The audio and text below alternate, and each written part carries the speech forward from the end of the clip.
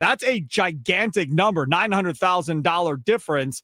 But is it worth going through this whole process to probably irritate him and get him in the wrong mindset like we've seen before with Hader and Burns, knowing he still has 2 years left on his deal? I think you're asking exactly the right questions, because let's say he gets 11 or like 11-1, 11-2. It's not going to sound to the average fan like $800,000 is that big of a deal. Correct. And in the arbitration process, we've confronted this before. It's a pretty big deal, but it's also William Contreras. Like why would you opt out of a contract just because there's a chance you're going to save that amount of money in arbitration? And who knows, with arbitration, it could be more. It could be less savings than that. It could be more too. I think the Brewers are reading the room rightly that he probably won't make $12 million in arbitration, and it will be a significant savings.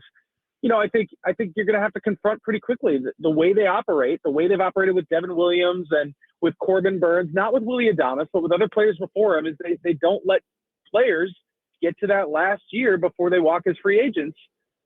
Will they trade him next offseason? I mean, it sure seems like that would be their MO. And then you throw in the fact that they've never really been too concerned with the optics. Look at the Corbin Burns situation as, exhibit A. They don't really care if it looks bad for them in arbitration. They are just going to do what they do and operate the way they do on their budget. I personally, I wouldn't do that. $12 million for William Contreras is not, you're not getting robbed there. I mean, he maybe wasn't as good this past year, so you would be hoping he bounces back, a little bit of a risk, but I would just renew the contract, or like accept the option. But it's not how the Brewers operate. It certainly doesn't sound like, oh, we're definitely going to bring him back, as a free agent to a multi-year deal. It certainly doesn't sound like that.